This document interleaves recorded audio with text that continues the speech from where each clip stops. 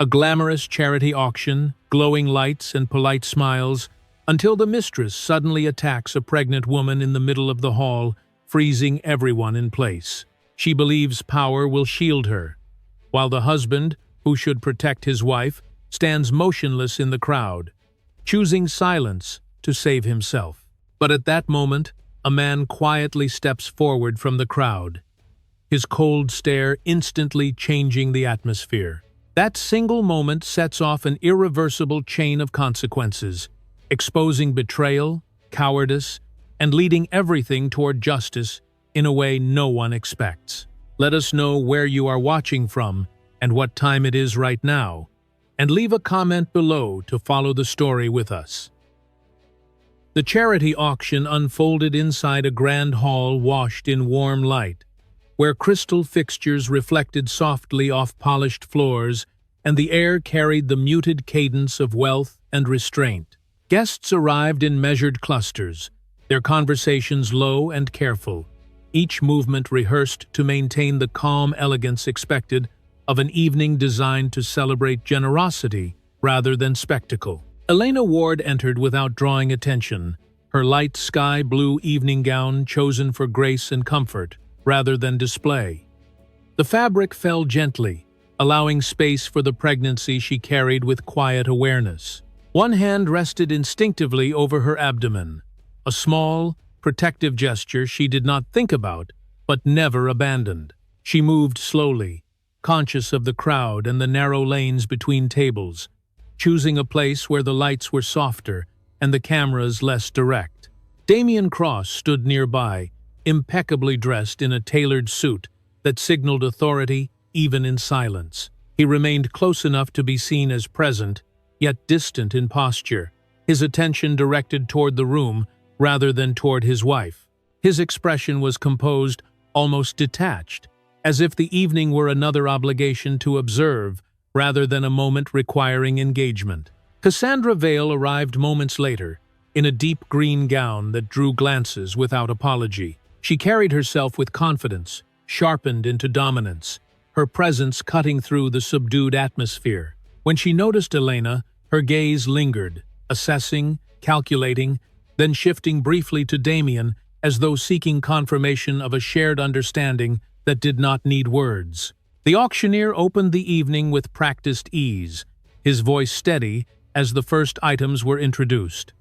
Bids rose in polite increments, applause following each successful exchange. The rhythm of the room settled into expectation, yet something beneath the surface began to tighten, a tension not announced, but felt by those standing too close. Elena adjusted her stance, angling her body slightly away from the center. She preferred not to be observed, not to invite questions or glances that lingered longer than necessary. The evening was meant to pass without incident, and she intended to let it do so. Cassandra stepped closer than courtesy allowed, narrowing the space between them. Her voice was low when she spoke, carefully modulated so that only Elena could hear. The words themselves were light in tone, but sharp in implication, edged with intent. Elena did not respond immediately. She took a half step back, maintaining distance without escalation, and answered calmly, reminding Cassandra that this was neither the time nor the place for personal exchanges. The reminder did not land as intended. Cassandra's jaw tightened, the composure she wore beginning to strain. She glanced again toward Damian, waiting for acknowledgement, for intervention, for any signal that might redirect the moment. Damian remained still, his attention seemingly fixed on the auction floor, his silence unbroken. A few nearby guests noticed the proximity, the way Cassandra's presence pressed too close, the way Elena's posture shifted defensively. Conversations faltered for a beat before resuming, a collective choice to look away rather than engage. The auction continued, but its rhythm lost cohesion. Bids came slower, applause thinned. The room's focus fractured as attention drifted toward the small cluster forming at the center. Elena placed both hands over her abdomen, grounding herself through the rising discomfort. Her breathing remained controlled, her expression composed, though her eyes tracked Cassandra's movements with careful attention. She was aware of Damien's position, aware of his continued silence, aware that the absence of response carried its own weight. Cassandra leaned in again, her words now edged with irritation. The calm she had projected earlier began to crack, replaced by something volatile. Elena held her ground, refusing to mirror the aggression, refusing to surrender the space she occupied. The music softened, the background notes slipping out of sync with the moment. Overhead lights shifted subtly, brightening the center of the room as if drawn to the disturbance. Damien finally turned his head, not toward Elena, but toward the surrounding crowd. His expression suggested calculation rather than concern, a quick assessment of witnesses and reactions. He said nothing. Cassandra's gaze followed his, then returned to Elena with renewed intensity. The unspoken message was clear. The lack of intervention had been read not as restraint, but as permission. Around them, the room grew quieter. A few guests paused mid-motion, sensing that something was about to rupture the careful balance of the evening. Phones were lowered. Conversations ended without conclusion. Elena stood still, her posture steady, her hands unmoving over her stomach. She did not plead, did not retreat further, did not raise her voice. She simply held her ground. The silence deepened. In that suspended moment, the charity auction ceased to feel like a celebration and became something else entirely. A stage set for a turn no one had announced, but many now anticipated. The tension reached its breaking point, and the room held its breath. The moment fractured without warning. Cassandra Vale moved first, the shift in her posture abrupt and decisive, as if a line inside her had finally snapped. Her heels slid forward across the polished floor, not in hesitation but with intent, and the motion that followed was fast enough to feel unreal. The kick landed before anyone could react, striking Elena Ward with blunt force and knocking the breath from her body in a sharp, involuntary gasp. Elena fell hard. The sound of impact echoed through the hall, a dull collision that cut through the soft acoustics of the auction space. Her body hit the floor and curled instinctively, arms folding inward as she protected her abdomen with a reflex born of fear and instinct rather than thought. The light sky-blue fabric of her gown spread against the floor, stark against the darker tones of the room. The music stopped, not gradually, not politely, but completely, as if someone had torn the sound from the air. The auctioneer froze mid-sentence.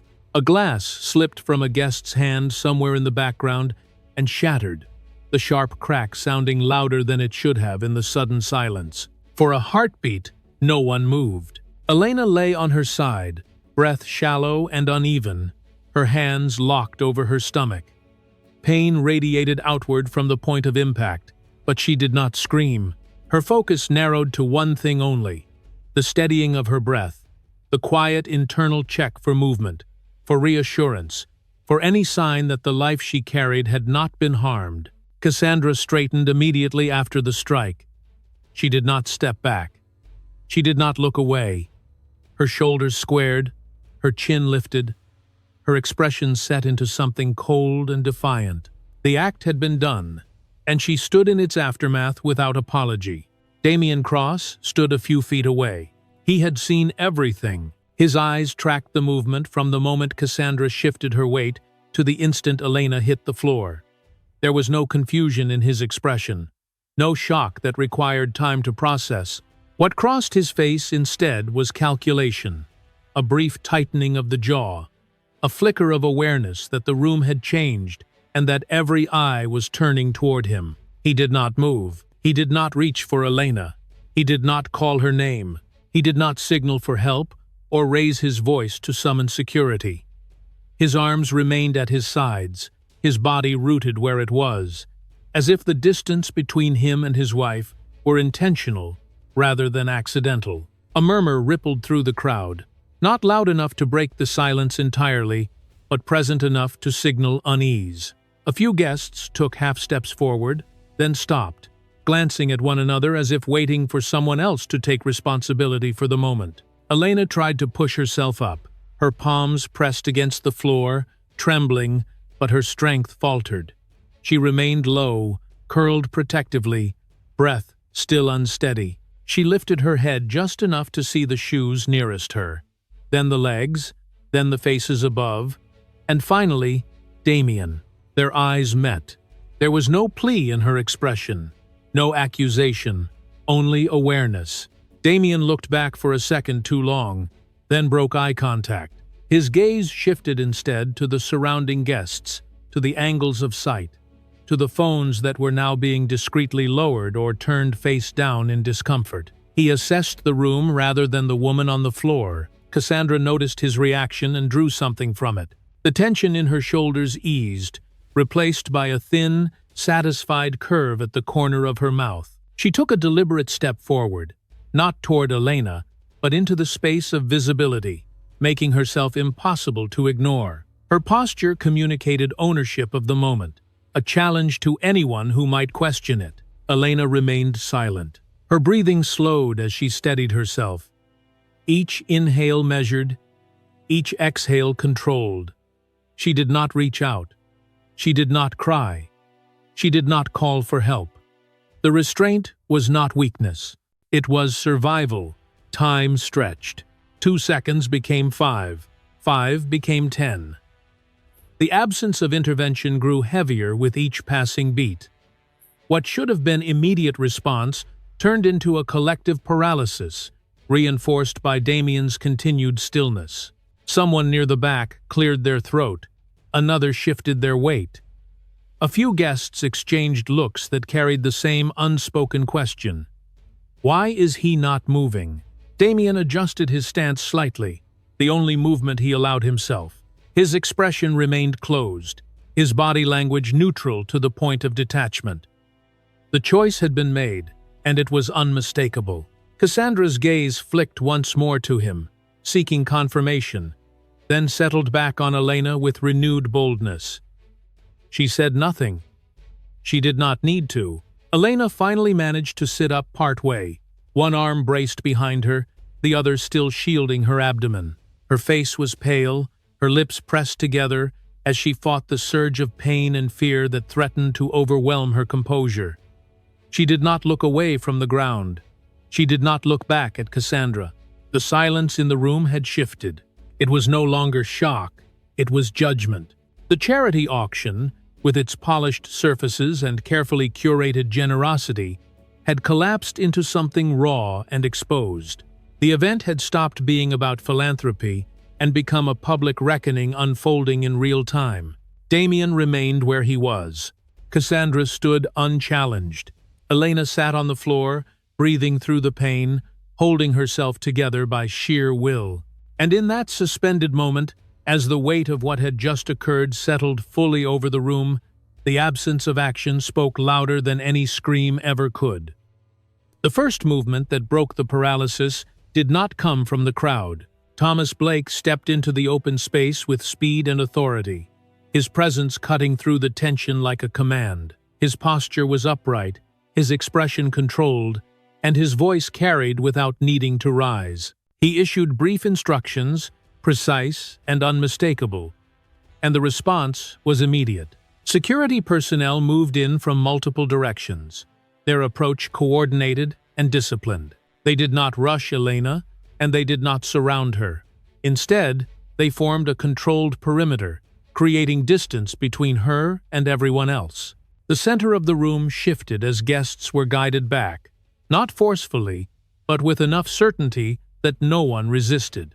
Cassandra Vale was the first to be addressed. She was instructed to step away and remain where she was.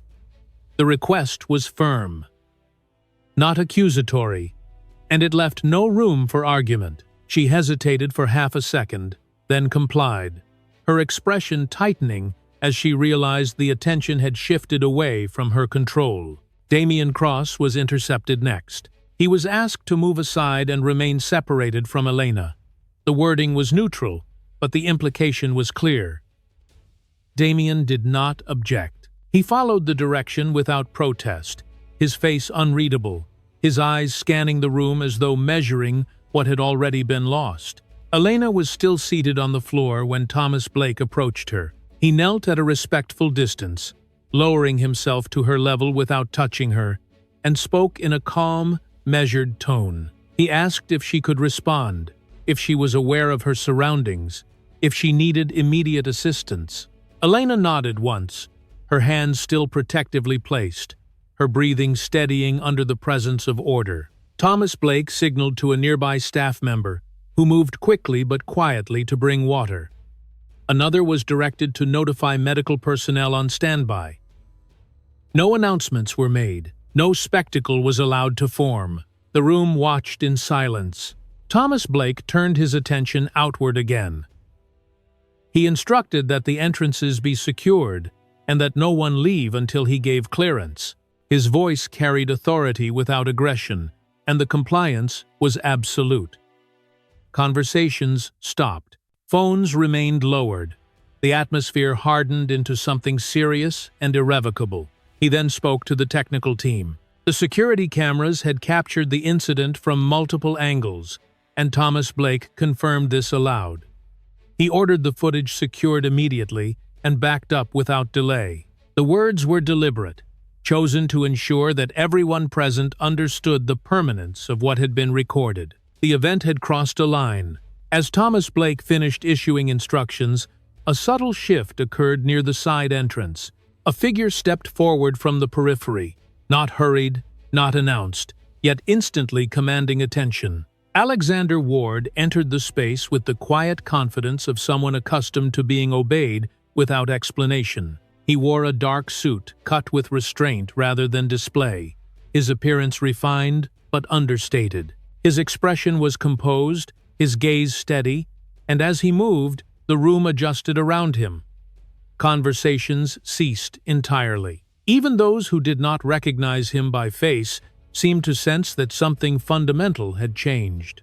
Alexander's eyes went first to Elena. He did not rush to her side, and he did not speak immediately. He assessed her posture, her breathing, the way her hands remained fixed protectively. His expression tightened just enough to register concern without yielding control. Thomas Blake approached him without hesitation. The exchange between them was brief and professional. A few words passed quietly, confirming authority, establishing alignment. Thomas Blake nodded once and stepped aside, making space without needing to be told. Alexander moved closer to Elena, stopping a short distance away. His voice, when he spoke, was low but clear. He asked if she could hear him. Elena looked up. Recognition registered in her eyes, not surprise, but something steadier. She nodded, once, then again, a small acknowledgement that carried weight.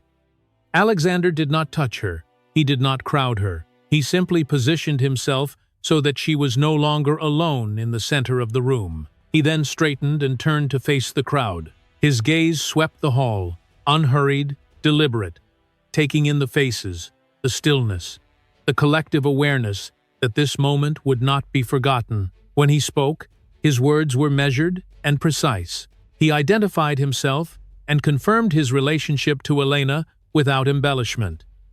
The effect was immediate. A ripple of realization moved through the room, quiet but unmistakable. Alexander then directed his attention to Cassandra. He did not raise his voice. He did not accuse. He stated only what had occurred and who had witnessed it. The clarity of his words left no room for reinterpretation.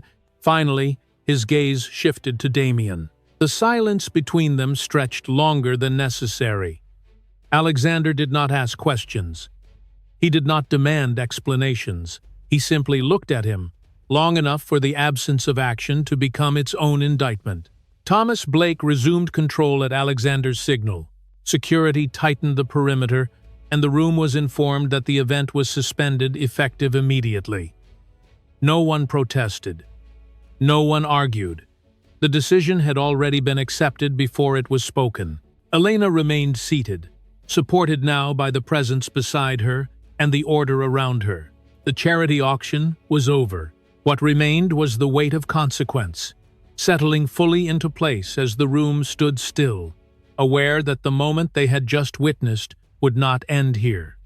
The hospital corridor was bright in a way that felt impersonal, the lights steady and unforgiving as Elena Ward was guided through intake. The controlled calm of the space contrasted sharply with the chaos she had just left behind. She moved slowly, supported on either side, her focus narrowed to measured breaths and the constant awareness of her abdomen beneath the thin fabric of her gown. The medical team did not rush her, but their efficiency was unmistakable. Questions were asked in calm tones. Names were confirmed. Vital signs were taken and recorded without commentary. Elena answered when she could, nodding when words felt unnecessary. Her hands never left her stomach. She was placed on a bed and screened behind a curtain as the first assessments began.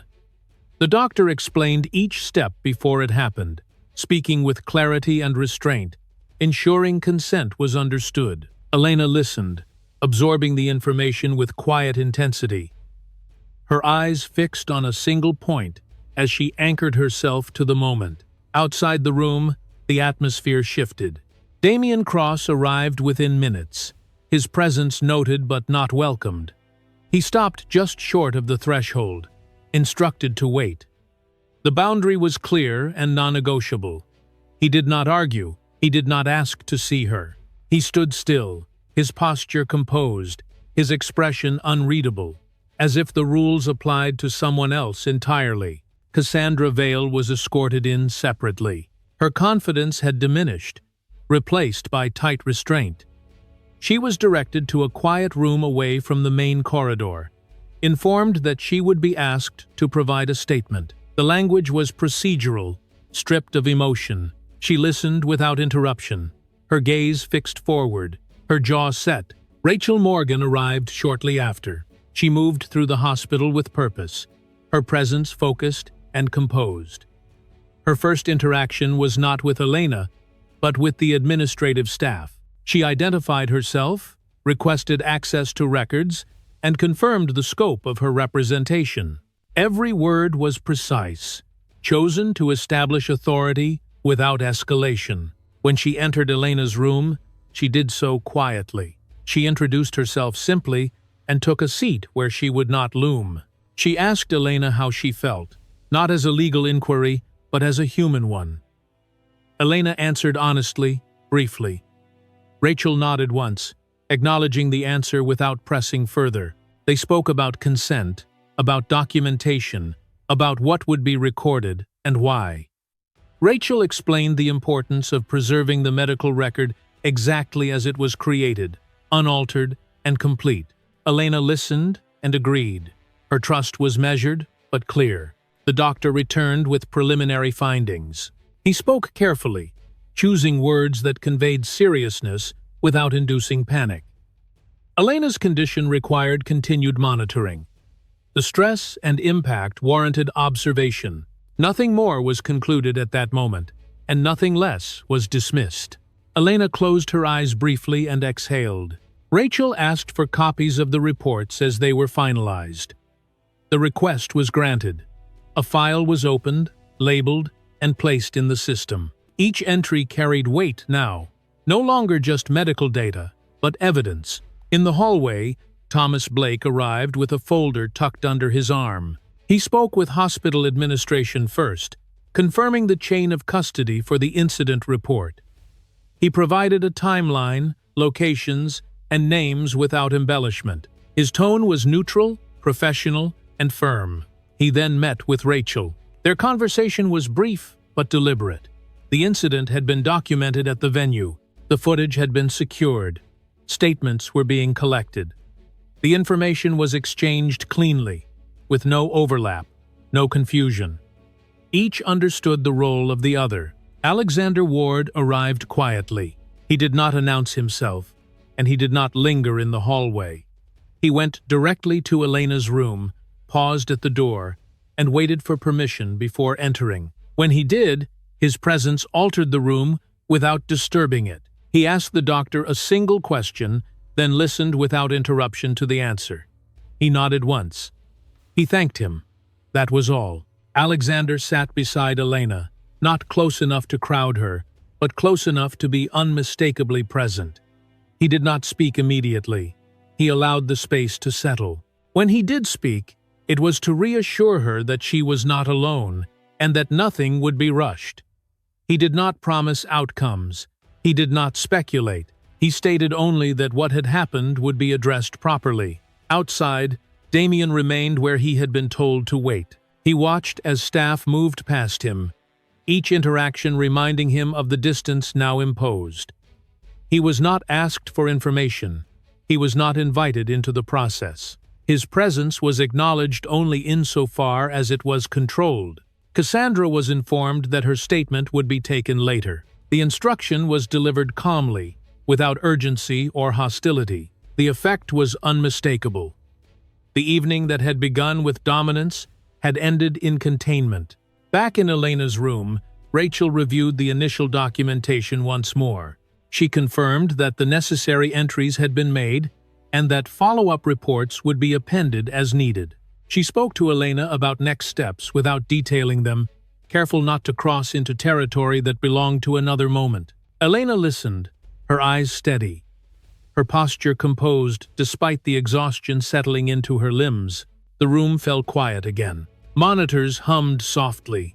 The curtain shifted with the movement of air. Elena rested one hand over her abdomen and stared at the ceiling, aware that the night had changed the course of things in ways she could not yet name. Outside the room, the file was closed. Not finished, not resolved, but officially opened. And with that simple act, the weight of consequence pressed closer, signaling that what had begun in public would now move forward with intention and force. The footage surfaced quietly at first. A short clip appeared on a private feed, grainy but unmistakable, showing the moment the space around Elena Ward tightened and then shattered. It was not framed for drama. There was no soundtrack, no commentary, just movement, impact, and the abrupt stillness that followed. Within minutes, the clip was copied, shared, and stripped of context as it moved from one closed circle to another. By morning, it was everywhere. The video played on muted screens in offices and cafes, on phones held low in public transit, on tablets passed across kitchen tables. People did not need captions to understand what they were seeing. The angle was wide enough to capture Cassandra Vale's decisive motion, Elena's fall, and the unmistakable proximity of Damien Cross, standing within reach and doing nothing. The reaction was immediate and visceral. Comments multiplied faster than they could be read. Outrage took shape in fragments. Some focused on the violence itself, others on the silence that followed. Viewers paused the clip at the same moment, drawing circles around the frame where Damien stood, replaying the seconds where he neither moved nor spoke. The absence of action became the center of the conversation. Elena remained in the hospital, shielded from the noise. Her room stayed quiet, the television off, notifications silenced by request. The medical staff kept their routines measured and calm, allowing no outside pressure to breach the space. She was aware, abstractly, that something was happening beyond the walls, but her focus remained narrowed to breathing, rest, and the steady monitoring of her condition. Rachel Morgan handled the rest. She reviewed the footage as it circulated, noting timestamps, angles, and continuity. She confirmed publicly available versions against secured copies, ensuring nothing had been altered. Her statements were brief and deliberate, acknowledging the video's authenticity without elaboration, refusing speculation, and redirecting questions back to the facts already visible. The public did not wait for guidance. Hashtags formed organically, their phrasing blunt and unforgiving. The charity auction's name trended alongside still frames pulled from the video. Faces were identified within hours. Cassandra's name surfaced first, followed quickly by Damien's.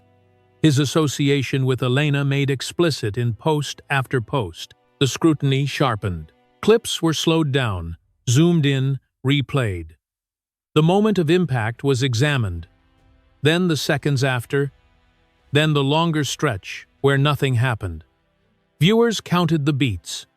1, 2, 3. The numbers became accusations. Cassandra attempted to respond through a brief statement released by a representative. The language was vague, citing stress and misunderstanding, but it collapsed under the weight of the footage. The statement was dissected line by line, its omissions highlighted, its tone criticized. Within hours, it was dismissed as deflection. Damien said nothing. His silence, once private, now felt conspicuous. Every hour without comment became a statement of its own. Analysts debated intent. Commentators questioned responsibility. Former allies declined interviews. Those who spoke did so carefully, choosing words that distanced rather than defended. The charity organization released a notice distancing itself from the incident. The wording was formal, expressing concern for those affected and reaffirming commitments without assigning blame. It did little to slow the conversation. The event had outgrown institutional language. Thomas Blake confirmed publicly that the footage had been preserved as evidence. He did not describe procedures or outcomes. He stated only that the material existed in full and had been secured. The confirmation lent weight to what people already believed. This was not a rumor. It was a record. Alexander Ward remained absent from public view. His name appeared in articles as context rather than commentary. Analysts noted his connection, speculated about influence, and debated restraint. The absence of a response was interpreted by some as calculation, by others as inevitability. The speculation fed itself. Inside the hospital, Elena asked one question. She wanted to know whether the video showed everything. Rachel answered honestly, "It showed enough." Elena nodded and closed her eyes, not in avoidance, but in acknowledgement.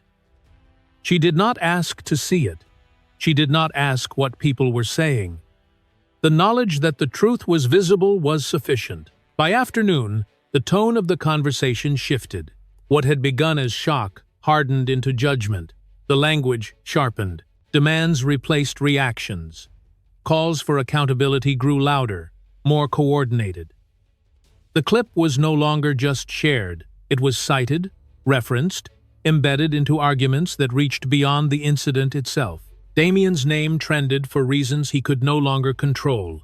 Every appearance he had made, every public image previously curated, was re-evaluated through the lens of those seconds. Commentators replayed the video and then replayed his past statements, aligning words with silence, promises with inaction. Cassandra's image fractured. Once associated with confidence and access, it was now paired with still frames of violence. Sponsors quietly removed mentions. Invitations were rescinded without explanation. Her presence became a liability. The pressure did not announce itself with sirens or declarations.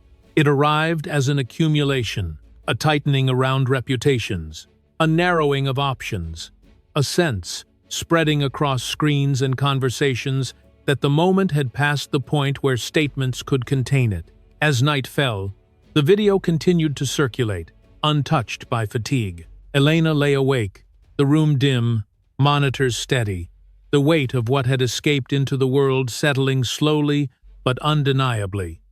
Outside, the conversation grew louder, more focused, more insistent, and somewhere between the last share of the night and the first of the morning, the scrutiny reached a level from which there would be no quiet return.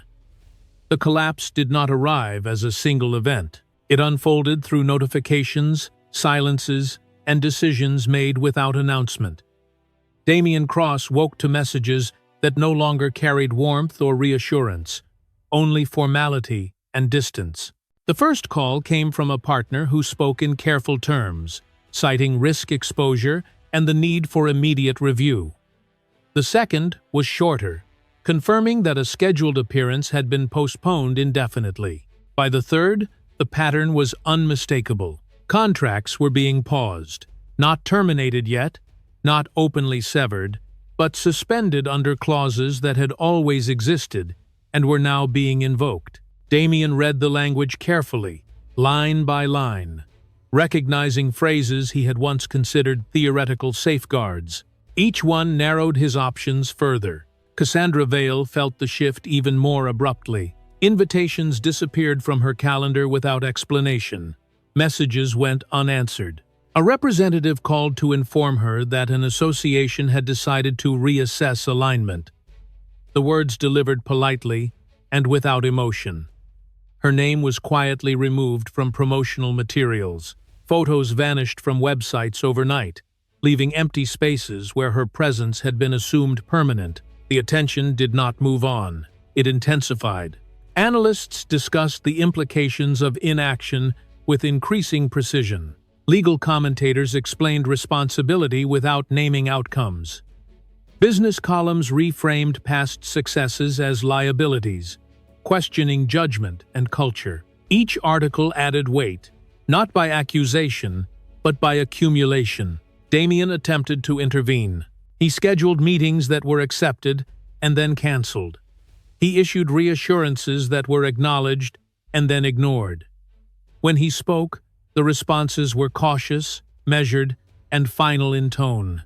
The authority he had relied upon to shape outcomes now met procedural resistance. Alexander Ward did not speak publicly. He did not need to. Boards convened. Advisors reviewed exposure. Risk assessments were recalculated.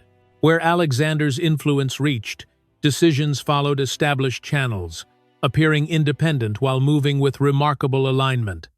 No directives were issued. No ultimatums were delivered. The effect was the same. The separation between influence and visibility became absolute. Damien noticed it first in the smallest details. Access cards that required verification. Calendars that remained open where meetings should have been.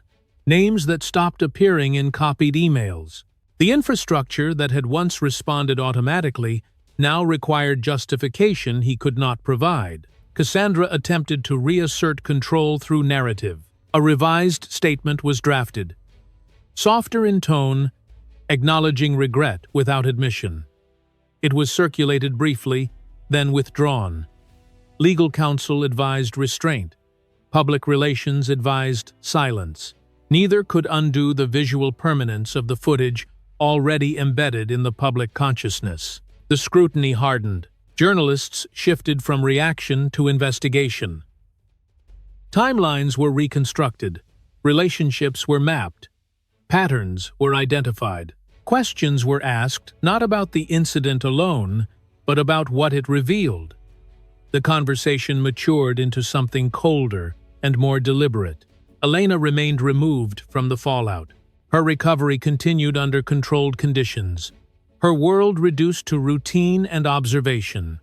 She was informed only of developments that affected her directly. Rachel Morgan ensured that nothing extraneous reached her without purpose. The objective was protection, not isolation. Rachel's work accelerated.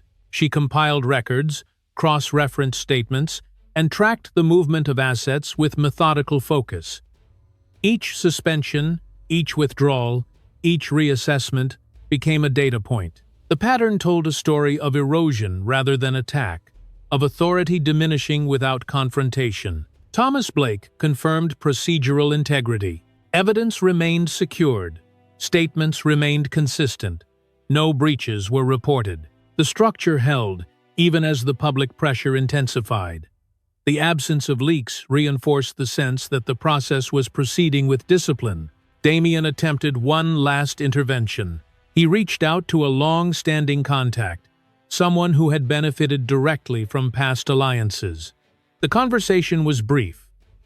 The response was sympathetic but firm. The risk was too great, the distance necessary. The realization settled slowly. What had once been leverage was now liability. The relationships that had protected him now required protection from him. The silence that had followed the incident had become its own indictment, one that could not be reversed by explanation. Cassandra's position deteriorated further. Her counsel advised compliance and restraint. Movement became limited. Appearances ceased entirely.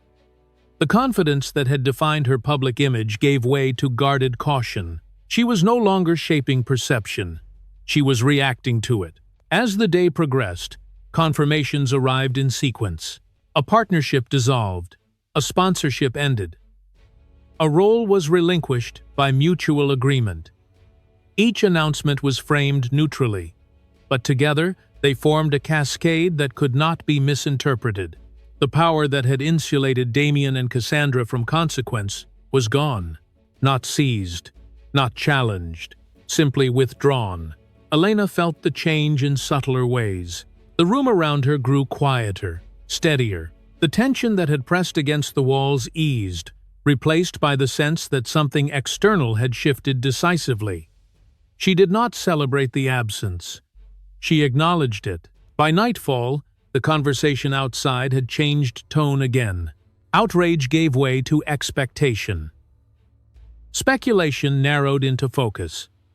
The question was no longer whether accountability would come, but how and when. Damien stood alone in a space that had once responded to his presence. Cassandra waited under conditions she did not control. And across systems designed to move slowly and deliberately, preparations continued, aligning with a momentum that no longer belonged to either of them. The collapse was complete. What remained was the inevitable approach of consequence, pressing forward with a clarity that allowed no retreat. The defensive posture took shape quickly, but it lacked cohesion. Damien Cross chose denial as his first line of refuge, not loud or emotional, but procedural. Through counsel, statements were drafted that emphasized uncertainty, confusion, and the chaos of the moment. Each sentence was carefully weighted to avoid admission, to frame inaction as shock rather than choice. The language was polished. The effect was hollow. Cassandra Vale followed a different path. She leaned into minimization, suggesting provocation without naming it, stress without context, misunderstanding without clarity. Her words shifted with each iteration, changing emphasis as reactions returned colder than expected. The inconsistencies were subtle but cumulative, and they eroded what little credibility remained. Neither strategy landed. The evidence did not respond to narrative. It remained fixed, unblinking, immune to reinterpretation. Every attempt to soften the image only drew more attention to the gaps between explanation and reality. Analysts replayed the footage alongside the statements, pointing out discrepancies without editorial flourish. The contrast spoke for itself. Damien grew restless. He authorized additional outreach, seeking intermediaries who might temper the reaction or reframe the conversation. Meetings were requested, calls were placed, responses, when they came, were measured and non-committal. Sympathy was expressed. Assistance was not. The shift was unmistakable. Where doors had once opened on recognition alone, they now required justification. Where assumptions of good faith had once carried weight, they were replaced by formal review. Damien adjusted his tone, his posture, his approach, but the center of gravity had already moved. Cassandra's situation tightened faster. Her movements became constrained by advice she could not ignore. Public appearances were canceled. Travel plans were postponed indefinitely. Her counsel emphasized compliance, stillness, and restraint, words that sounded like protection but felt like confinement. The confidence that had defined her presence now had nowhere to go. The pressure did not ease. It refined. Questions narrowed. Timelines aligned. Witness accounts solidified into consensus. Each clarification reduced the space available for ambiguity. The moment was no longer being debated. It was being understood. Damien attempted to reclaim control through assertion. He authorized a final statement, firmer in tone, emphasizing reputation, history, and contribution. The draft framed the silence as dignity, the restraint as discretion. It was released briefly, then withdrawn within the hour. The response had been immediate and unforgiving. Commentary sharpened. Observers pointed out that dignity did not explain proximity, that discretion did not account for inaction, that history did not erase responsibility. The language of authority, once effective, now sounded defensive. The statement accomplished what the footage had begun. It confirmed perception. The isolation deepened. Associates who had once appeared alongside Damien now avoided mention entirely. Invitations stopped arriving. Appearances were removed from schedules without replacement. The infrastructure of status reconfigured itself around absence. Cassandra reacted with volatility. She vacillated between outrage and panic, alternating explanations that contradicted one another. Each attempt to reassert narrative control resulted in further scrutiny. Counsel intervened repeatedly, urging silence, urging patience. The advice arrived too late to preserve anything beyond containment. Elena remained silent throughout. Her absence from the discourse created space rather than speculation. She did not counter claims. She did not correct misstatements. The restraint carried weight, allowing the contrast between action and reaction to remain stark. The silence did not deflect attention. It focused it. Rachel Morgan continued her work without commentary. Documents were finalized. Statements were cross-checked. Procedural thresholds were reviewed and met. Each step closed a door behind it, leaving fewer exits ahead. The preparation was meticulous, designed not for spectacle, but for inevitability. Damien felt the consequences in layers. Legal exposure narrowed his choices. Financial reviews froze movement. Advisory council shifted from strategy to mitigation. Each conversation carried the same subtext. The objective was no longer recovery. It was damage control. Cassandra's counsel delivered similar assessments. The margin for error was gone. Compliance was mandatory. Cooperation was advised. The future was framed in terms of outcome management rather than exoneration. The words were chosen carefully. The meaning was clear. The sense of self-destruction did not arrive with violence. It arrived with repetition. Each attempt to deny reinforced the record. Each effort to deflect highlighted the original moment. Each day without resolution compounded the damage. The mechanisms that once allowed control through influence now accelerated exposure through resistance. By the end of the day, both understood what had changed. They were no longer shaping events. They were being carried by them. The atmosphere around them hardened into something procedural and unavoidable. Conversations shifted from opinion to process, from reaction to next steps. The language became technical. The tone became final. As night settled, the distance between them and consequence closed further. There were no dramatic confrontations, no raised voices, no last-minute reversals, only the steady convergence of fact, record, and expectation. The defenses had failed. The self-inflicted fractures were complete, and with nothing left to deny or control, the path forward narrowed to a single direction, leading directly toward a reckoning that would no longer wait. The shift came without warning, but it did not come by accident. By the time dawn broke, the machinery was already in motion, quiet and precise. Phones rang in offices that had not slept. Files moved from review to authorization. The threshold had been crossed, not by outrage or pressure, but by accumulation. Facts aligned, jurisdiction locked. The decision was made. Damien Cross was informed first. The call was brief and procedural, delivered without accusation or commentary. He was instructed to remain where he was and to make himself available immediately. The language left no room for negotiation. There was no attempt to persuade. There was no promise of delay. Cassandra Vale learned moments later. Her counsel received the notice and relayed it without embellishment. The words were clinical. Detention pending formal charge. Cooperation advised. Silence recommended. The room fell still as the implications settled. The strategy had ended. The response phase had begun. When officers arrived, they did not announce themselves with spectacle. Credentials were presented, rights were read, movements were measured. The presence was calm, almost subdued, as if the outcome required no reinforcement.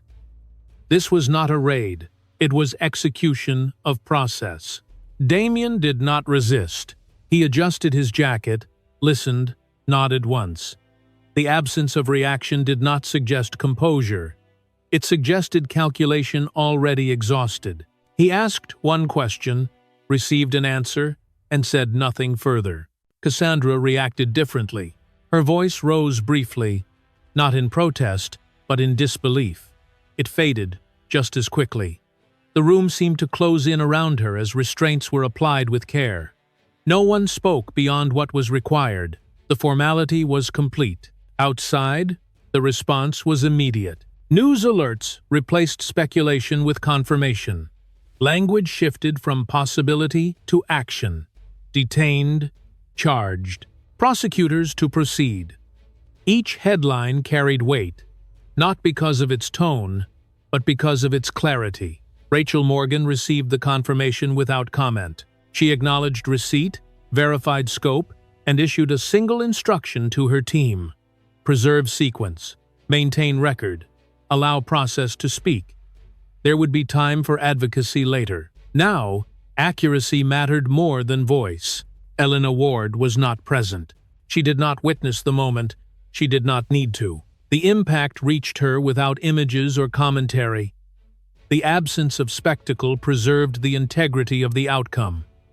This was not about vindication. It was about consequence. The charges were filed in layers. Neglect, failure to intervene, complicity through omission. Each count reflected a choice, documented and contextualized. The language was exact, grounded in statute rather than sentiment. The filings did not dramatize. They established. For Cassandra, the charges focused on direct action, assault, endangerment. The articulation was precise, supported by corroboration that required no interpretation. The record spoke in sequence, each detail reinforcing the last. For Damien, the emphasis was different. Proximity, awareness, inaction. The argument did not hinge on what he did, but on what he chose not to do. The framing was deliberate, designed to eliminate ambiguity. Silence, in this context, was not neutral. It was actionable. The legal posture shifted instantly. Bail considerations replaced messaging strategies. Custody replaced access. Counsel adjusted language, preparing for arraignment rather than negotiation. The room for influence narrowed to procedure. Outside, reactions multiplied. Organizations released statements confirming suspension or termination of association. Partners withdrew quietly. Invitations were rescinded. The cascade did not require coordination. It followed precedent. Association carried risk. Distance offered protection. Security measures increased around both parties, not for their safety, but for containment. Movements were logged. Communication channels restricted. The architecture of accountability assembled itself piece by piece, efficient and unyielding. As the day progressed, the meaning became unavoidable. This was not a pause. It was a turn. The narrative no longer belonged to those who had attempted to shape it. Control had transferred to record, statute, and process. Influence dissolved into compliance. By evening, the charges were public. The language was plain. The implications were not. The announcement did not speculate on outcome. It confirmed direction. The next phase would unfold where evidence was weighed, not where perception ruled. Inside the holding area, the silence returned. There were no speeches, no bargaining, only the recognition that the threshold crossed could not be recrossed. The structure ahead was fixed. The path forward was defined. The system had engaged. And with the filing complete and custody established, the moment closed not with drama, but with certainty, marking the end of resistance and the beginning of formal reckoning. The courthouse opened under strict security. Uniformed officers controlled every entrance, their presence quiet but unmistakable, as attendees passed through screening and took their seats. The room filled in disciplined order, the air composed and restrained, as if everyone understood that what would occur here required silence rather than spectacle. Elena Ward entered under medical supervision. She moved carefully, accompanied by staff who monitored her condition without drawing attention. Her posture was steady, her expression composed, and her presence alone reoriented the room toward the gravity of the proceeding rather than the personalities involved. Rachel Morgan began with a clear presentation of the case file. She spoke without embellishment, organizing dates, locations, and records into a coherent sequence. Each reference aligned with documentation already submitted, reinforcing that the case rested on verification rather than persuasion. Video evidence was then displayed before the panel. The footage appeared without commentary, allowed to unfold as recorded.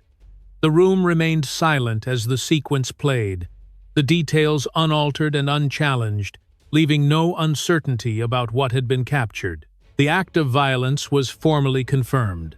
The court acknowledged the footage and supporting records as valid, establishing the occurrence beyond dispute. The recognition shifted the proceeding from examination to accountability. Witnesses reinforced the chain of events, their statements aligned in time and substance, each account supporting the next without contradiction.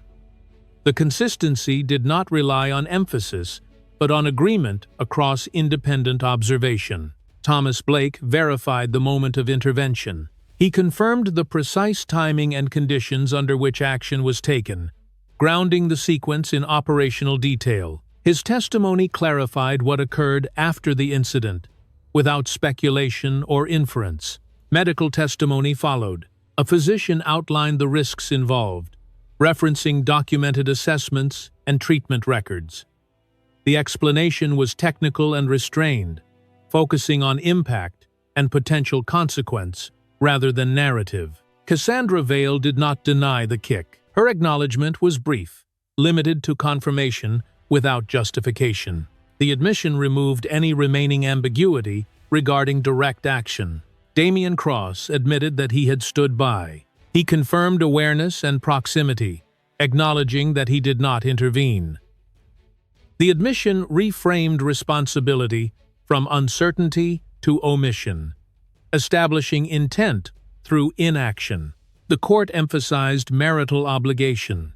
The duty of care was articulated clearly, not as moral commentary, but as legal standard.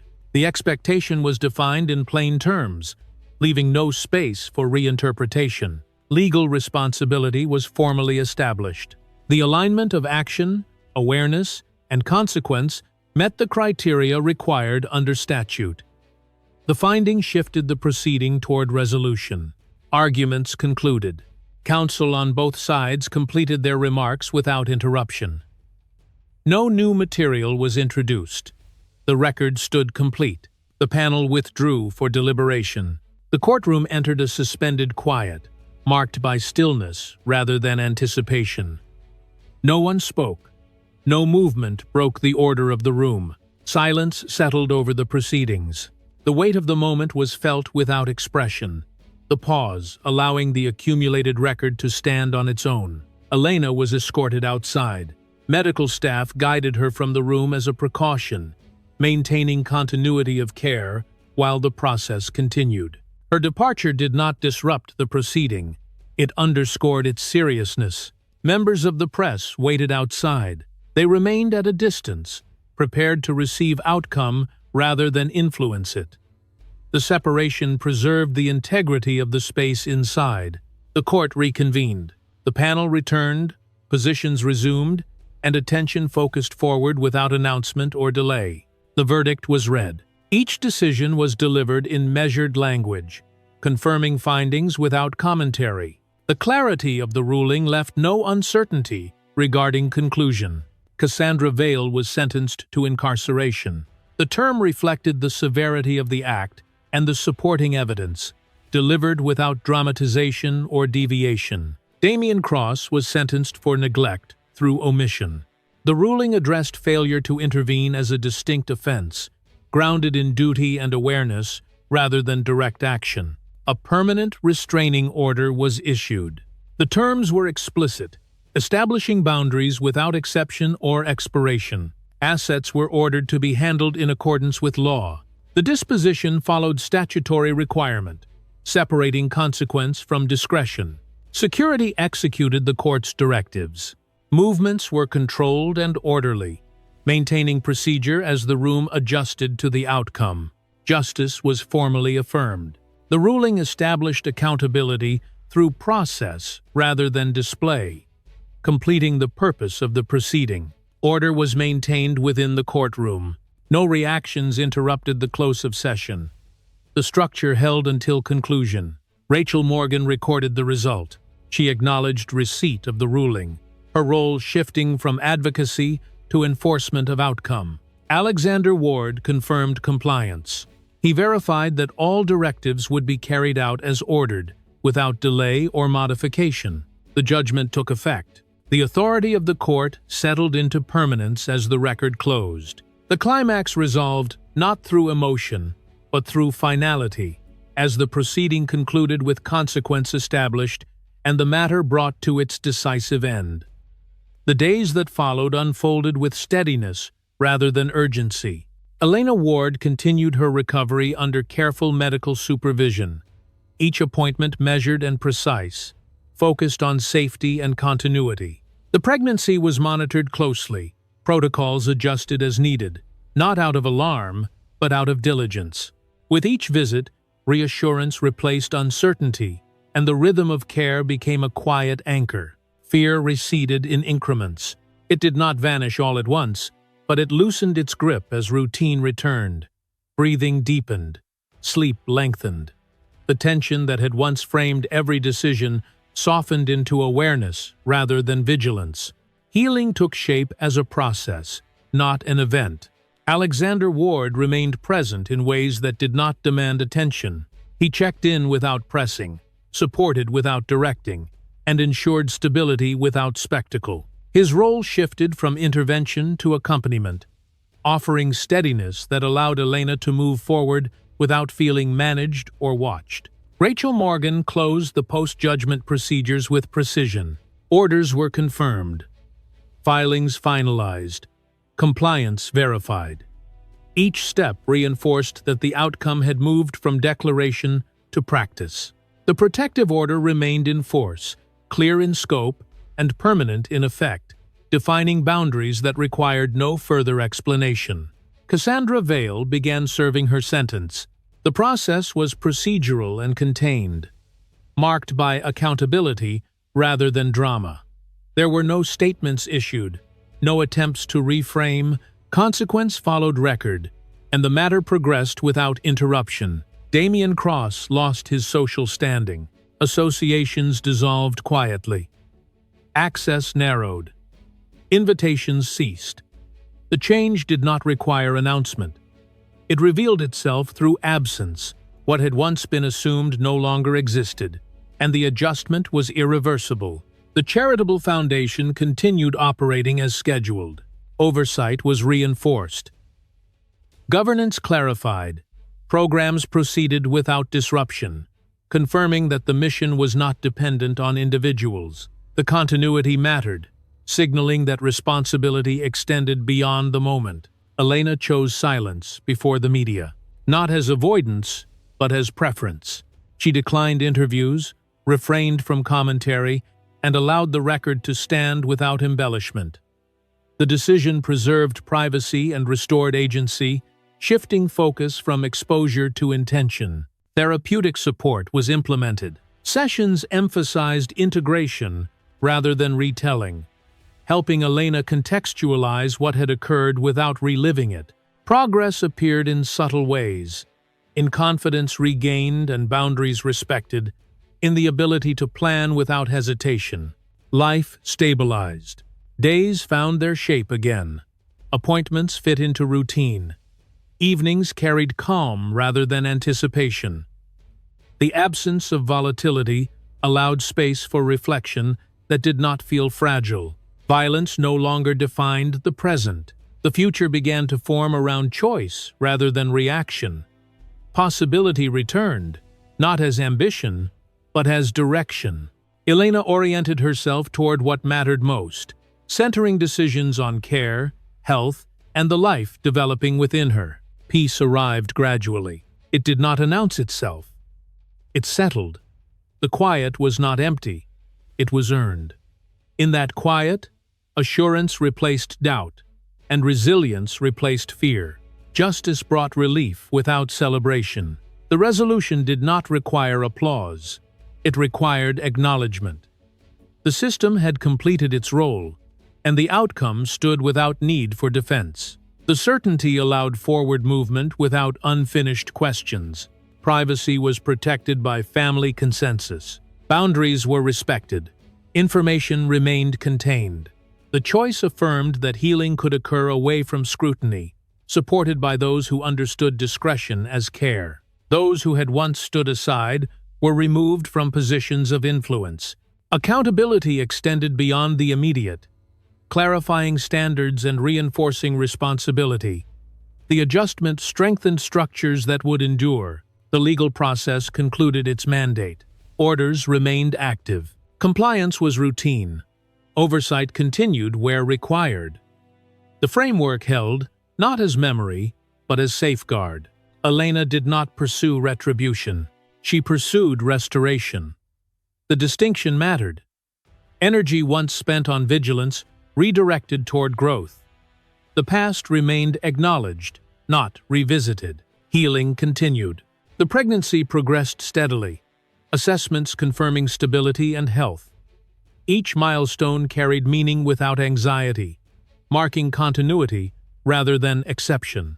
Dignity was preserved. Reputation did not need defense when conduct spoke for itself. The record affirmed what words could not improve. Distance from the events brought clarity without bitterness. Memory softened. What had been sharp dulled into understanding. Pain did not disappear, but it no longer commanded the present.